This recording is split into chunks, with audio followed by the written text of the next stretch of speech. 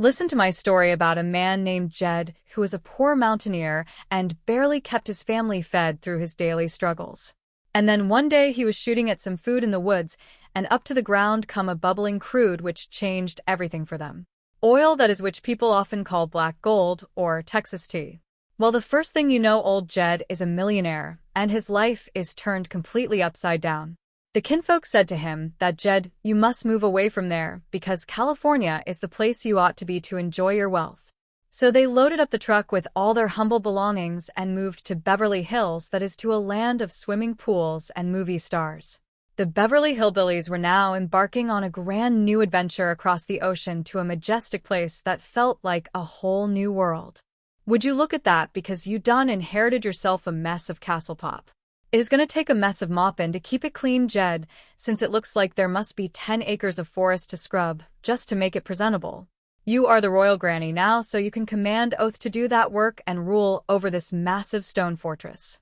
Okay, you are it, because I am a knight now, and I got to gird my loins and go to rescuing damsels in distress, wherever they may be hidden. Me too, Ellen, mate, because you are a young'un, and I reckon we all got a pitch in on the chores around this big old place. Granny is going to be busy doctoring Cousin Marcus, who is lying somewhere inside needing her special mountain remedies. But sire, that castle is likely swarming with Saxon dogs, which is exactly what us ruling class calls servants in these historical parts. Meanwhile, inside the grand estate, the gatekeeper has just rung through to say that our American family is approaching the main entrance. I want the entire staff to line up in the courtyard at once to give them a proper welcome. Yes, sir, I will summon them immediately and ensure everyone is in position. Oh, and Jenkins, please alert them that American millionaires are apt to be a bit eccentric, so we must indulge them in every way possible. Yes, Mr. Fabish, I understand completely. Remind the staff that we are doing this for Queen for country and for 6 months' back wages, which we desperately need. Certainly, Mr. Fabish, I will convey the message to everyone in the line. What do you think, Granny, about this massive new home of ours? It will look much better after we whitewashed it and gave it a clean coat of paint. Whitewashed it, you say? Jethro, you help Mr. Bradshaw with the bags, so we can get settled in. Can I get you two weed benders to understand that we don't got to do no more work around here? We got oafs and knaves and serfs for that kind of labor. They do everything, Jethro? Of course they do, and if they don't, we flog them just like they do in the old storybooks. Flog them? Watch that kind of talk, boy, because we do not do that here. But royal folks is always flogging serfs, since it is a sport of kings.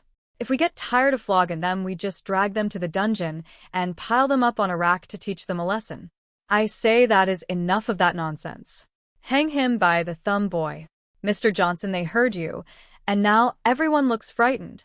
Royal Mouth has done it again and caused a big misunderstanding.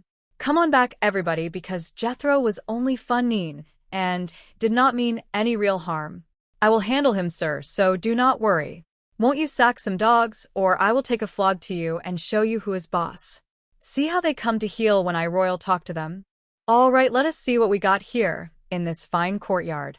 How many is oafs among you? All oafs, take one step forward, so I can count you. How about serfs? Any serfs in the crowd today? Knaves? Turls? Louds? Is anybody here a swineherd by trade? Is there some trouble, boy? Yeah, they won't talk to me, and they are snickering a good bit instead of answering. I reckon I better send for the royal flogger to sort this out. I beg your pardon, sir, but how long since this dog has been flogged? There have never been flogs in this establishment, sir. See, I told you that we should spare the flog and spoil the oaf. I take it you are Mr. Clampett, sir? Yes, sir, I am Jed Clampett. This here is Jethro, and the women folks there is Granny and Ellie Mae. Hey, Ellie, Granny, come on over and meet the royal flog who is welcoming us. How do you do, sir? I am Major Domo of the Cossack. Oh, pleased to meet you, Mr. Domo, or would you rather I called you Major? You don't quite understand because Domo is short for domicile. Oh, Granny Ellie, may shake hands with Mr. Domicile. Favorship to you.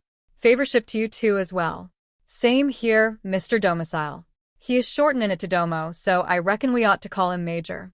Major will do nicely for me. All right, well, I got to get busy and go tonight to fulfill my duties. Come on, Ellie, you can help me with my armor. Oh, say, Major, is there any limit on dragons in these woods? You are at liberty to slay as many as you can find on the property. Dogwe is gonna have dragon gels tonight for supper. Quite a jokester when it comes to eatin' Jethro, don't you think? You haven't met the star, have you? Favorship everybody. Favorship to all. Nice-looking folks we have here. Slipped my mind too, so I will fetch your bag right away. How is Cousin Marcus doing upstairs? Are you by any chance referring to the late Marcus? Yes, but I think you folks ought to stop calling him that because he can't help it if he is late for things. Poor man layin' up there sick and no doctor to look after him. But I will cure him with my special care. Major, it is too late for that. Whatcha mean by that? He was taken by general peritonitis last month. Oh, I see. Well, I will tell Jed about it. Then it is all right if I leave for London, sir, since my business here is done. Sure, I am glad to hear Mr. Drysdale is comin' in to handle the banking. Here is your bag. Jed, I am too late to help your cousin Marcus. Whatcha mean, Granny? They brought in an army doctor named General Peritonitis, who is a friend of the Major's. Well, I'm gonna look in on him anyway because I don't trust them army doctors since they are too fast with the saw. Now see here, Teddy, I know you miss the old master, but if Mr. Favisham finds you on this bed, he'll be in a snit. One of the new owners here might see you. Hello. Anybody up here in this big house? Oh, dear, be very quiet. Howdy, miss, I am looking for the Marcus's room. This is the room of the late Marcus, ma'am. Oh, I do wish you folks would stop bad-mouthing him just because that army sawbones is around. I don't understand, ma'am. Well, never mind, you run along now. I just want to take a look at the patient. But, ma'am, I should warn you that the old dog is still around. Now, I can take care of him myself. I am done running into two of your biggest sexagenarians, which really scared me. The old rascal can't be too sick if he has got her skittish like that. Cousin Marcus, I am Jed's kin from across the water, and I have come to help doctor ya. How does that set with ya? Now, none of that movement. You've got to think of me as a doctor, not as a beautiful woman. All right, I ain't gonna open the drapes because it will just give you high blood pressure. From your breathin', I'd best check your pulse right now. Now give me your hand, but don't get grabby now. Well, at least they're keeping you warm in this room. Feels like a fur nightshirt you are wearing. But your arms are kinda thin, and them nails needs trimmin' something awful. Let us see if you got a fever under all that hair. They've let your hair grow down over your eyes, and heaven knows how long since you've had a good shave. I didn't think they'd see the light when it comes to treating sick folks like this. It is terrible, Marcus, because you're a dead storm. How do I look, Ellie, in my new gear? Well, isn't it wonderful? When you was smoking, you'd look like a pot-bellied skunk. Don't you go to sassin' all night, Ellie? This here armor makes me invincible against any danger. Whatcha mean by invincible? It means you can't hurt me no matter what you do. Now go ahead and hit me to test it out. I'll show you how strong it is. That is your sense of feller's ears, Doreen, and I'm gonna get you for that painful blow. Did I hear the dinner bell going just now? Heck no, because Ellie done hit me in the head with an axe. You should have waited till the boy had his iron hat on straight, Jed. Well, he did have it on, and it made him feel completely invincible. Man, I sure hope they got some dragon dogs around this castle, because the way my ears is ringing, I'll never hear that rascal come up behind us.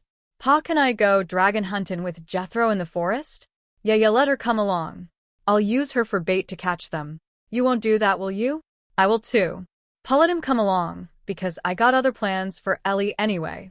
According to Mr. Drysdale, there is an English gentleman comin' to call on us soon. That ain't the way it's done around here, if we want a proper romance. Well, she got to be a damsel in distress before they come to court her.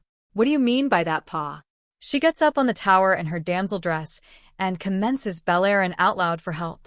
She cries out, "Help, save me," to the wind.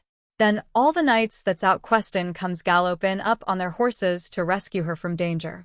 Well, she picks the one she likes best, and they get troth and live happy ever after in bliss. What if the dumb old damsel clouts him in the head with an axe instead? Hey, put on your damsel dress and practice bellairin' right now. Yes, Sir Pa, help Charlie. Help! I think I'll put a hedge on this and split some kindling because we got a lot of fireplaces in this castle that need wood. I mean, Frith East, I don't do that kind of work myself. Do you think King Arthur would split kindling if he were here? I can't say for sure. No, he'd just summon a royal kindling splitter to handle it for him. I don't mind doing it myself, but it ain't knight's work according to the rules. You got to save your strength for slaying dragons and rescuing damsels in distress and lifting a siege when the time comes. What's a siege anyway, Jethro? I don't know, but they's heavy and complicated. Even Lancelot and Galahad and that brave bunch had trouble lifting sieges in the old days. Maybe that's what this tool is for. Your cousin Marcus is laying upstairs with one foot in the grave right now. Did you find out what he's got, Granny? Yeah, he has a rotten doctor looking after him. I'd better take over his care, or he'll die of total neglect. Well now, Granny, I spoke to the major about you doctoring him, and he said to forget it. They got something here called socialized medicine. Yeah, well, cousin Marcus needs medicine for socializing instead. Hey, that thing's alive, so let go of it. What's he doing in that tin suit anyway? Steal it, folks, because there is no two ways about it. I got to get me a dragon dog to help me hunt. I can't hear nothing with this helmet on. Granny, I'd best get this invincible knight off dragon huntin' before you women kill him with your chores. You're dead to the world, Jethro. What about cousin Marcus and his health? He's got to be saved by my hands. If you want to save him, keep him away from her, because she is trouble. You're the next to kill Jed, if you are not careful. Tell me I can take the case before it's too late for the poor man. All right, Granny, go ahead. Hang on, Marcus, because I'm comin' to save you. I'll get you back to health. There you go, boy. I'll hold your pole while you mount up on your horse. If you run across any other knight on the road, be sure and tell him about your cousin Ellie and her beauty. Okay, sir, I will do that. Look out, dragons, because here I come to find you. Yeehaw. Yeehaw. Look out, Jethro, because you got your pole sideways and you ain't gonna clear the side of that gate. Yeehaw. Look out ahead. I told you I needed a dog for this job. I didn't even see that dragon hiding there. I'm putting you there, Marcus, so don't give up hope. The whole case is too hopeless for me to handle alone. Many's a time I've snatched folks back from the valley of the shadow of death, and I'm gonna do the same for you, Marcus. No. Jed the dog is done at your cousin, and we must act fast. I'll take care of you, buddy snatcher. Yeehaw. Just wait till I get my sandwich sign ready for the street. Mr. Drysdale, surely you're not gonna wear that ridiculous thing in public. Oh no, of course not. Oh good, because my colleagues are waiting to discuss the estate matters. Oh, here you are, Bradshaw. And walk slowly so we look dignified. No, please, sir. This is a most conservative neighborhood, and the law courts are close at hand, so we must be careful. Oh, excellent. Let us go talk to the judge about my new bank reform plan. Mr. Drysdale, England is not going to bring back debtors' prison, just for your convenience. What about the rat for it? That check artist needs to be caught. I'm not talking about opening a simple bank here. You people destroy a man's incentive to make money. Mr. Giles Evans, sir. Yes, what is it, Jenkins? It's Mr. Fabersham calling from the castle with an update. He said it's most urgent that we hear it. Right, bring in Mr. Drysdale immediately. What's wrong at the castle today? Well, I know this sounds incredible, sir, but I got the impression they were being attacked by real dragons. Dragons, you say? Well, I thought I heard Mr. Fabersham say that they had on horse Jethro, but it was difficult to tell because there was a young lady calling loudly, so I thought I'd better go in and check. Hey, to the castle we go. Save me, I'm a damsel in distress up here. How's it going up there, Ellie, on the roof? It ain't going worse, sir, pa. Seen any handsome knights headed this way yet? No, sir, pa, there ain't a knight in sight anywhere. I'm getting awfully tired of calling out. Just wait a minute, because I see one now, and he's riding through the woods over there. Look at his face. Commence bellowing, Ellie, right away. Help save me, I'm a damsel in distress. Who dragon? Who dragon? Who dragon? Come on out, you dragon, and fight me. Oh, this whore of a situation. Forget him, Ellie, because that is just Jethro acting silly. Come on now, don't laugh at him. I ain't never been dragon hunting before in my life. That was odd because I know them sneaky rascals set something trees laying for you to trip you up. But from now on we are sticking to the main roads and pastures. You all right, Ellie? Yeah, pal, I am fine. He's getting back on his horse now. Well, rest your voices, fella, and let him go to Bellerin again to practice. Jed. I've been looking all over the castle for you today. Did you see a great big shaggy dog pass by here recently? What? You mean one of them dragon dogs we heard about? Yeah, he's dragging what's left of Marcus across the yard. What did you say? Jed, I want to break this to you gently, but that dog is Ed, your cousin. It's true, Granny, and there wasn't much left of him, but it's a terrible way to go out. I just can't swallow this wild story. Well, the dog didn't have no trouble swallowing Marcus at all. And we gotta find him right now. Ah, Yonder he is by the bush. Well, don't just stand there grinning, Jed. He's gnawing on your cousin's remains. Granny, that dog has just got hold of a big old hand bone or something from the kitchen. That's Marcus you are talking about. I beg your pardon, son. We'll prove it by asking Mr. Domo for the truth. Never mind the formal greetings. What's that dog gnawing on over there? I believe it's a leg bone of the old boar, ma'am. Old boar? That ain't no way to speak to the dead members of our family. It's becoming quite a nuisance around here, rooting about amongst the garbage all day long. Garbage? No wonder the poor old fellow was sick if that is what he ate. Ain't you even gonna bury his bones with respect? Dare say the dog will do that for us. I ain't gonna listen to no such disrespectful talk. Give him a chin, soak you four-legged buzzard. Don't mind Granny, Mr. Domo, because she gets wrought up real easy about family. Yes, indeed. Oh, I thought I ought to tell you, sir, that Mr. Drysdale is on his way to the castle right now. Oh, good. He can take Middles with us when we leave. I hope Jethro fetches home a nice plump dragon for dinner. Come on, dragon. come on, boy. Look out, you crazy horse. I said stick to the road and don't stray. What's the idea of slowing down now? I'm in a huge hurry. Sorry, sir, but there's a knight on the road ahead of us blocking the way. What kind of a country is this anyway? You won't bring back a wonderful institution like Dada's prison, and yet you'll let some loony Lancelot ride around freely. Get off the road, you nut. Don't you call no knight no nut, mister. Your loony Lancelot just lanced our front tire with his weapon. Dad. That big dog has done burying Cousin Mark in the yard. Oh, Granny, come on, and I'll show you the spot. Oh, no, Granny, because that is just Ellie's damsel in distress call you are hearing. They're coming, Pa. They're coming near. Knights are on the way. Yes, sir. Come on, Jethro. We've got to say the proper words over Cousin Mark to rest his soul. Come on, Ellie. You've got them coming in coveys with your loud shouts. Pa, save me from this mess. Mr. Fathersham, sir, I'm beginning to wonder whether it's worth the 6 months' back wages to stay here. Thanks, Jenkins, for the loyalty. Mr. Drysdale is on his way up the drive. Another American coming? Oh, I'm told he's quite the opposite of the Clampets because he's a real businessman who is sophisticated and very, very conservative in his ways. I trust this is not Mr. Drysdale approaching us now in that state. Thanks for the ride, Sir Jethro. Hello, everyone, I'm Elvin Drysdale, and I have arrived. Where are the dragons you spoke of? The dangerous creatures you called about on the phone? Oh, yes, indeed. One of them's up in the battlements right now. One just rode off into the trees. And the other two are wandering around the back of the property. Ashes to ashes and dust to dust. The Lord giveth and the dog taketh away.